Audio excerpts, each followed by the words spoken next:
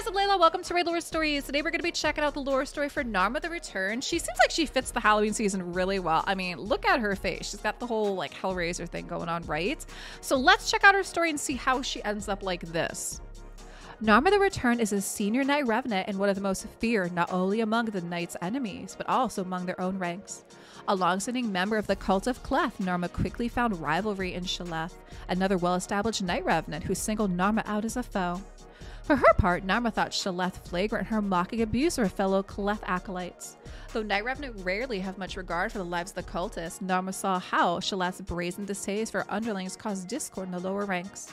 As Narma saw it, there was a danger of the truth about the cult of Cleth. No acolyte's soul would ever be transferred into a new body, would be exposed, creating the very real possibility that the main body of cultists would rise up against their masters. It was on this count that Narma challenged Shaleth, and the two fought a well-matched duel through the catacombs of Narbuk. It was to be Shaleth's victory. A talented practitioner of dark magic, she tore open a portal to the Crag of Despair, a far-flung rocky outcrop infested by a demon spawn in the Lost Isles. Narma was flung through the portal, and Shaleth sealed it behind her, leaving Narma to be slain in the accursed isle. Decades passed, and Shaleth's arrogance continued to damage the reputation of the Knights Revenant, with fewer petitioning to join the cult. Senior members considered how they might constrain Shaleth, but were too divided to conclude and take action. In the end, though, they need not have concerned themselves. One storm-racked night, at a sitting of the Revenant Council of the ruins of Narbuk, a figure arrived demanding entry. Shaleth was the name the stranger asked for, and the knights who saw her knew her to be Narma, though she had changed. Her appearance had grown deathly pallid and wicked, and her voice was as cold and cutting as two poison-coated razor-edged sickles she carried as weapons. The council looked on as Shaleth came forward, and Narma demanded they duel once more. Shaleth accepted, but had barely raised her blade when Narma cut her apart in a lithe assault. The score, Narma declared, had been settled. From that night onward, Narma has been known as the Returned. She has never spoken of her time in the Crag of Despair, but its effects on her is clear.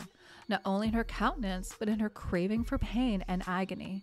Not only does she inflict pain on herself, but she delights in inflicting it on others, including lesser Cleth cultists.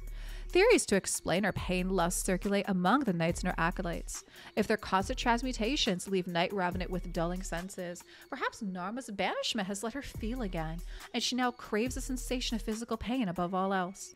Others say that her freedom was bought at a cost, and she must pay a demonic entity in errands of agony.